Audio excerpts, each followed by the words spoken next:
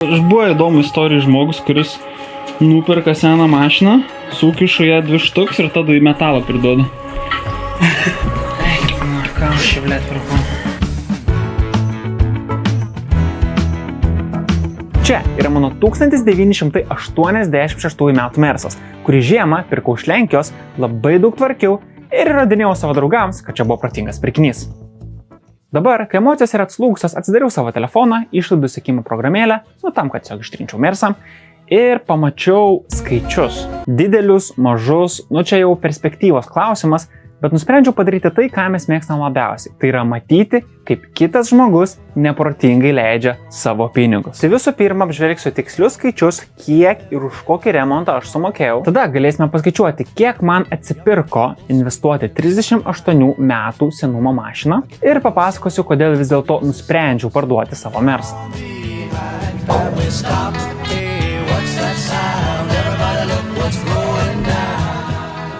Iškart užbėgsiu įvykiams už akių ir pasakysiu, kad Mersas jis nebuvo pirktas restauracijai ar projektui. Todėl visos išlaidos, kurios susidarė, yra dėl to, nes man tada taip atrodė daryti teisinga.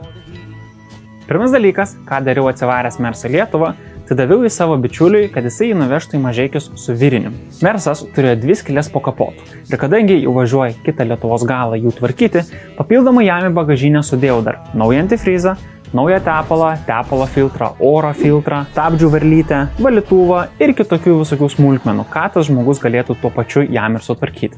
Mano šitas bagažinės detalių paketas man kainavo 110 eurų, darbai kainavo 50 eurų, o suvirinimas dar 80 eurų. Palyginus tikrai nedaug, bet ir apsimokėjo važiuoti 600 km dėl tokių kainų? Nežinau, parašyk tą pačią. Kur tokią gerą maikę užsidėjau ir net nesimato. Va. Liufest į treš. Mersas grįžo į Vilnių ir tenkino mano poreikius, būnant aфиgeną mašiną. Bet kartais pastebėjau, kad jam apačioje kažkas daužasi. Ir dar vienas dalykas, kad kai pravažiuodavau duobę, po jos atrodavo, kad jį taip užsibuoja. Nuvažiavęs į garažą ir pastatęs Mersą ant duobės, mačiau tokį vaizdą. Ir noriu pabrėžti, kad čia yra tuščia. Nauja ši detalė man kainavo 15 eurų, ją pasikeičiau pats ir papildomai dar nuvežiau Mersą padaryti ratų suvedimą, kas man dar atsieja papildomai 35 eurus. Ir kol buvau po Mersu, mačiau, kad jo važiuoklį yra reikalinga šiek tiek meilės, atnaujinti. Nebuvo tai, kad jinai kritinės būklės, ne, bet jinai buvo tokia, pasidėvėjus, galim taip sakyti. Ir aš labai norėjau pajausti tą Merso tokią šilkinės važiuoklės malonumą ir tiesiog kaip ta mašina galėjo važiuoti nauja. Taigi, mano detalių komplektą papildė 2 atraminiai po 40 eurų, keleivio pusės skersinės vairo traukės galas 10 eurų, rankinio trinkelių komplektas 20 eurų, abi variklio pagalvės 45 eurai, poras eiliam blokų ir jų varžtų komplektas, kas man gavosi dar 20 plus Cam 3, rankinio trosai abu 25 eurai, salono puteklis naujas 80 eurų, viena dėvėta spiruoklė 10 eurų, 2 slintuvo laikiklis 5 eurai, stabdžių šlangutė 10 eurų. Viską, ką čia išvardinau, pakeisti ir sutvarkyti kainavo 350 eurų. Ir čia be PVM. Aš be triusiukų. Taigi, nepraėjo net mėnuo laiko nuo to, kai aš turėjau Mersą ir aš jau buvau išleidęs šitą pinigų sumą. Ja įdėsiu, kai montuosiu. Štai pasirodo pirkau padangas už 105 eurų ir montavimas ir balansavimas dar buvo 30 eurų. Tai šita suma keičiasi į šitą sumą.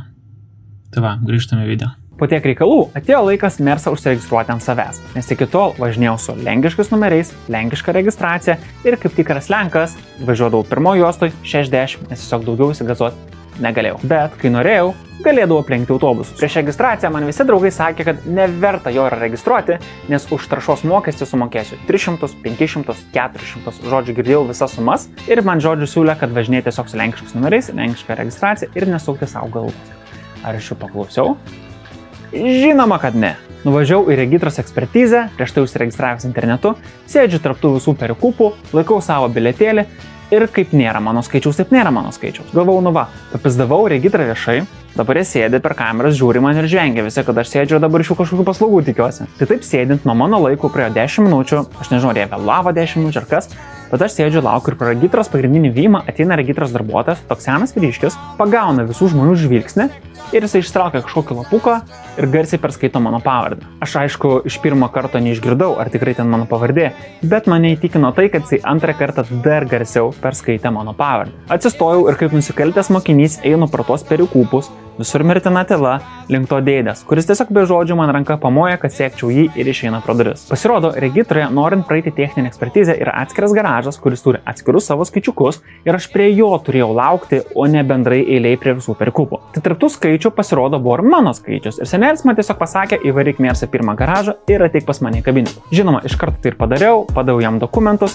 ir jisai man sako, kad šitas Mersas važiuos ilgiau negu visos stojančios mašinos toje aikštelėje. Pasirodo, jisai neturi eiti manęs ieškoti, jeigu atėjo mano laikas ir mano automobilio nėra prie ekspertizės durų. Bet jisai norėjo apžiūrėti šitą Mersą, praeiti jam ekspertizę, nes kadaise tokį turėjo. Čia buvo pirmas, bet ne paskutinis kartas, kai Merso senumas ir jo tokia nostalgiška atmosfera išgelbėjo mano durną galvą.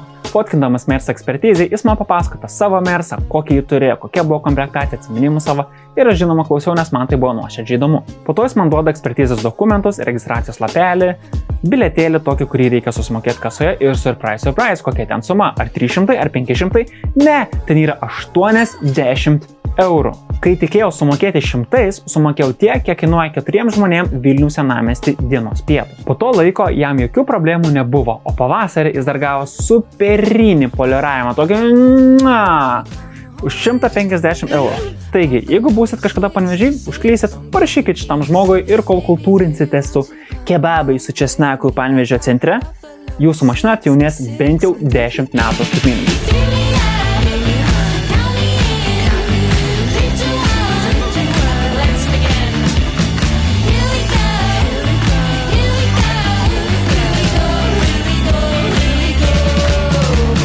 Kitas investavimas į Mersą buvo neplanuotas. Jisai stovi aikšteliai, užgesintas, nesas antras bėgis. Aš jo gale išsidrėbęs, scrollinau Facebooką, TikToką, reik nebescrollint. Ir kai ateina laikas važiuoti, aš pajaučiu, kad aš negaliu išmušti bėgio. Jisai įstrigo. Nematot niekur? Nematau aš. Ant jo atsigult negalėjai irgi, ne?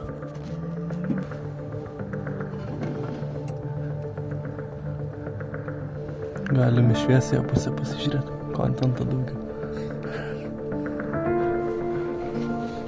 It's going to be fun, they said. Buy a Mercedes, they said. It was fun. Buvo. Jis nepradėjo lūžti. Ko grėsiu nedau tiksliau. Grėsis laužinu. Bet manote šitą dirbtinę traukytę, tai žinok nieko nepadėsi nukrypti iš nors ir. Čia realiai reikėtų dar vieno to sujungimo normalus. Nedirba ta parduotuvė. Ar ta parduotuvė nedirba? Ne. Šūdas. Bent jau dabar tai tikrai nedirba. Dabar jo, o rytoj. Nes aš literaliai uždėjau tą šūdą ir jis vis tiek lygiai taip pat va išsiema gražiai. Nu tas, kurį ale dabar tvarkiau. Tai. Jo. Rytoj tai dirba, bet klausimas, žinai, ir vietą turėsim. Nu, mašina. Bet šitas, tai žinokit, mes išės, na, kaip reikia. Bent jau nuo grįšiu, jeigu pabandysim gal kažkas.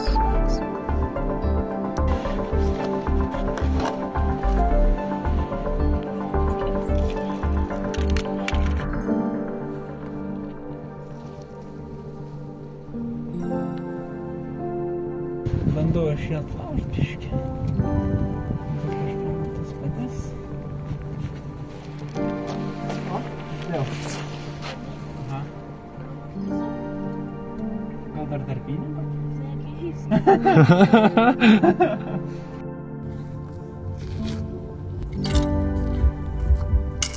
Gerai, bandau.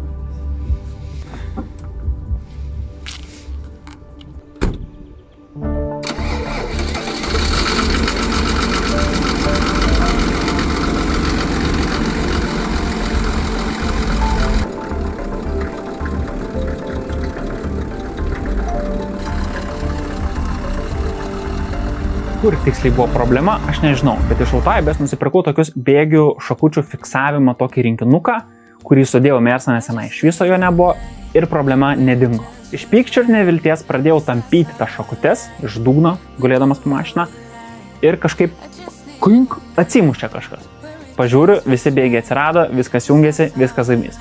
Tai kodėl tas nutiko, kame buvo problema, aš iki šiol neįsivaizduoju, bet tas fiksatorių komplektukas man kainavo 10 eurų. Maždaug tuo pačiu metu kovau su problema, kad gerai nevalo priekinis valytuvas.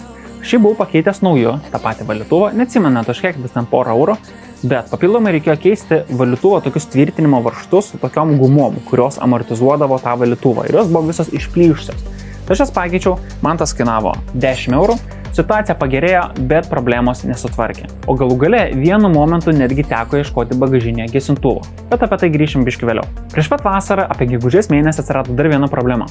Važiuojant pastoviu greičiu tiesiog dingdavo gazas. Dingdavo visa trauka, gazą gali spausti kiek nori, mašina nebesigazuodavo. Iš pradžių būdavo taip, kad tiesiog dingdavo gazas kokiom 5 sekundėm, 10 sekundžių, o paskui pablogėjo tiek, kad gazas dingdavo visiškai, aš turėdavau stoti šalikelę ir mašina po kurio laiko tiesiog pati užgesdavo ir nebeužsikurdavo. Starteris suka, bet nieko nekabina.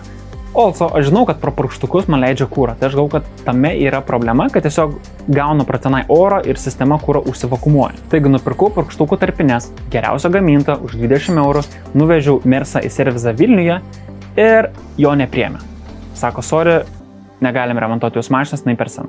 Nuvežiau į kitą servizą, irgi neapsiema tokiu remontu. Tai galų gale paskambinau į servizą Vilniuje, kuris užsiema tik dizelinių variklių remontu ir jie priėmė mano Mersą. Thanks fucking God. Bet nuvažiavus tenai ir papasakosiu apie savo problemą, jie iš karto pasakė, kad dėl tokio mažo kūro nubėgimo per purkštukus negalėjo man užsivakumuoti sistema ir čia tikrai nebus susijęs su mano problema. Taigi ką aš padariau, aš tiesiog palikau Mersą jiems pakeisti purkštukų tarpines ir papildomai galbūt jie ras, kur mano yra problema. Palikau Mersą, pravažiavau autobusu namo ir porą dienų tiesiog laukiu. Po kelių dienų gaunu skambutį, kad galiu atvažiuoti atsemti savo automobilį. Kai nuvažiavau vietą, man paaiškino, kad pakeitė mano visas tarpines purkštukų, ką aš buvau prašęs jau padaryti.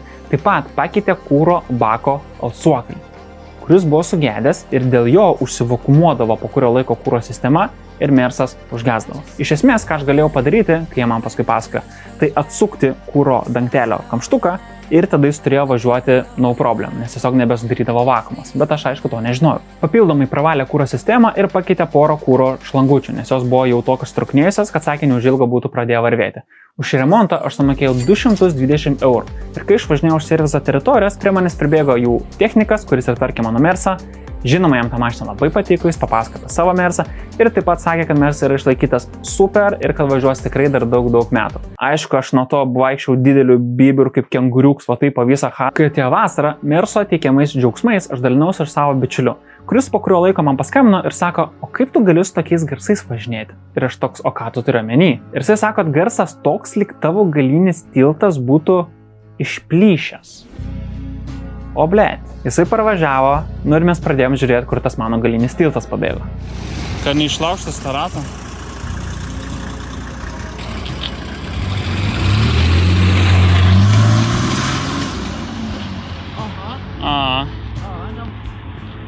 Kiek dabar matas. Pizda užkė. Nelenda? Gal ten šiukšlių pilna tokių? Ar rudžių?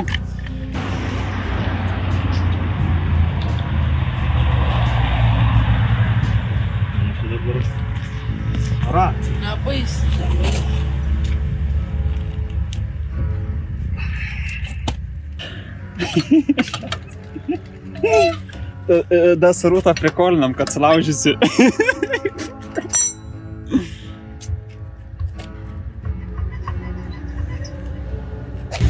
Wow.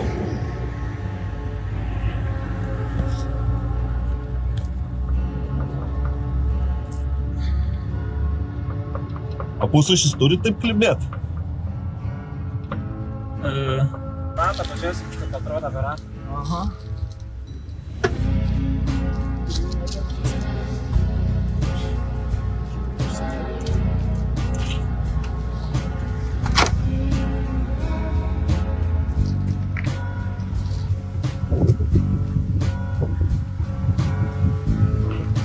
Found it.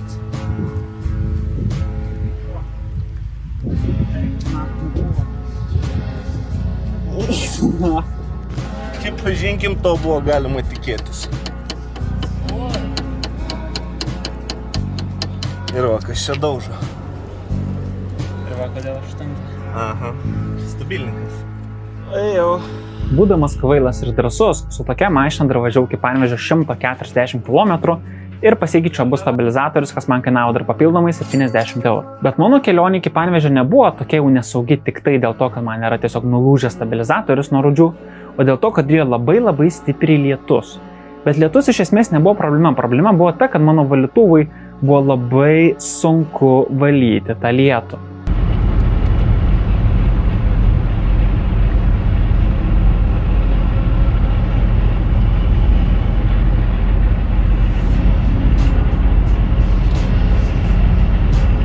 Man atrodo, praveisom valytuvą, kad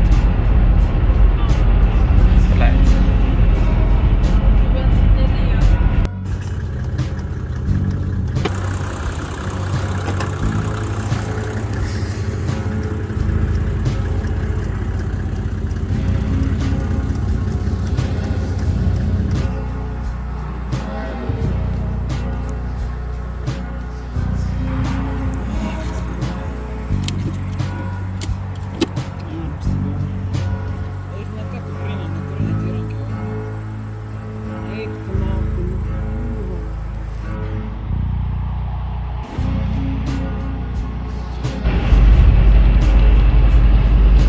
Čia niekada nebuvo kalti laikikliai, niekada nebuvo kaltas valytuvo dydis, niekada nebuvo kaltas tai, kad stiklas yra sausas arba apysausis. Čia tiesiog visą laiką buvo kaltas motoras, kurio keitimą aš ignoravau ir jis literaliai užsidūmijo ir realiai užsidegė turbūt. Noriu oficialiai pranešti, kada važiavom. Tai buvom užsidegę, bet kam nepasitaiko. Tik biškį garažas užimtas. Kit šūdų.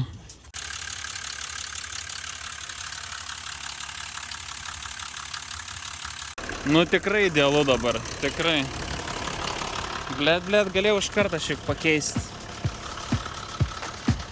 Kitas dėvėto valytuvo mechanizmas man kainavo dar 20 eurų.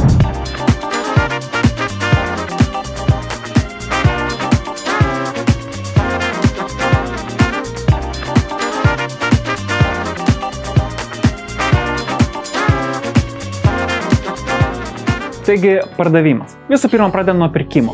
Mersą Lenkijoje pirkau už 6500 zlotų, kas yra maždaug 1500 eurų. Tvarkydamas, laužydamas ir vėl tvarkydamas, aš jį papildomai išleidau 1708 eurus. Todėl Mersas bendrai su pirkimu ir mano suinvestuota suma man atsistoja 3208 eurų. O Mersą pardaviau už 1800 eurų. Tai vien už savo suinvestuotą sumą galėjau nusipirkti šitą kregždę arba šitą golfą. Bet pasirinkau tvarkyti 38 metų senumo Mersą. Nu, perikupas tikrai nebūčiau, bet galėčiau, manau, filmuoti perikupą. Bent jau įdomiau žiūrėtus.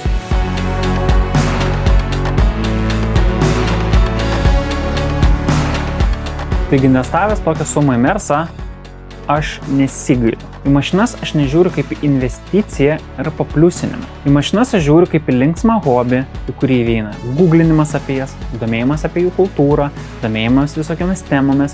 Iš esmės, domėjimas ta mašina ir įsivaizdavimas, kaip tavo diena atrodytų, jeigu tu ją turėtum.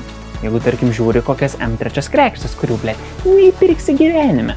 Šitą Mersą iš esmės turėjau pakankamai trumpai, nes šitą video darau po metų su pusę nuo jo pardavimo. Jo, aš užmiršau, atsiprašau, aš užmiršau, kad reikia pasakyti internetui apie viską, ką tu darai. Bet tiek suinvestavęs pinigų, aš iki šių dienų visiškai nesigailiu. Visų pirma, man labai patinka researchinti, mokytis ir sužinoti naujus dalykus. Ir dėl Merso aš jų sužinau tikrai labai daug.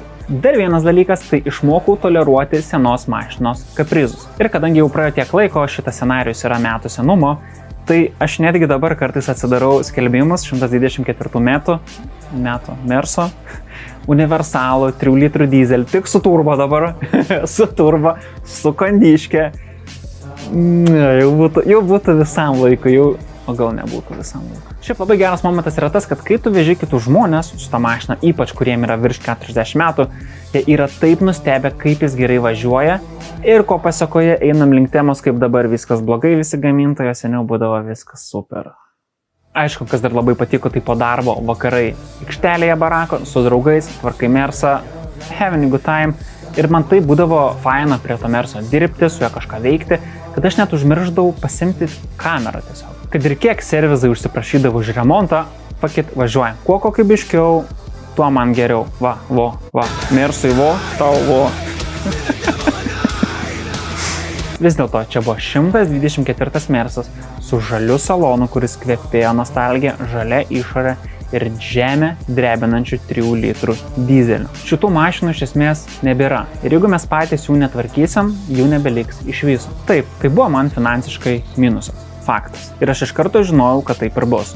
Bet mano širdis džiaugiasi tais vakarais garaže, naktimis tamsiose Vilniaus gatvėse, su labai prastai grojančia muzika, mažu greičiu ir dienomis, kai eidavai iš Akropolio aikštelę, pamatydavai tą nupoliruotą, spindinčią žalią spalvą ir iš burnos iškrysdavo jau jų klasika tapusią frazę "Kurva, kaip gerai atrodo". Kurva, kaip gerai atrodo. Jeigu žiūrim į pasaulį per pinigų prizmę, jo, aš esu kvailas, kad sukišau tiek daug pinigų į tokią seną mašiną. Bet aš džiaugiuosi, nes dėl mano investicijos būtent šitas mersas važiuos dar ne 1 metus. Kad ir mes esame per maži įtakoti istoriją, aš renkuosi investuoti į tai, kad ta istorija gyventų ilgiau.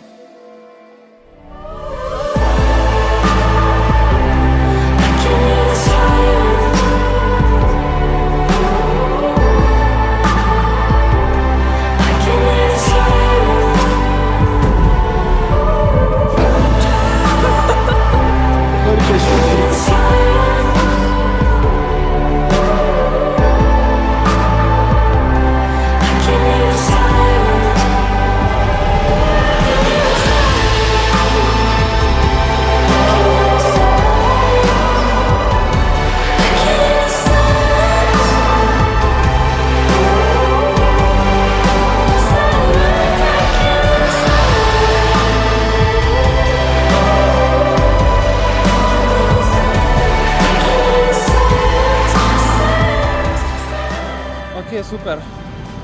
Ай ты нахуй. Блять, нет кивопот не. О, фак.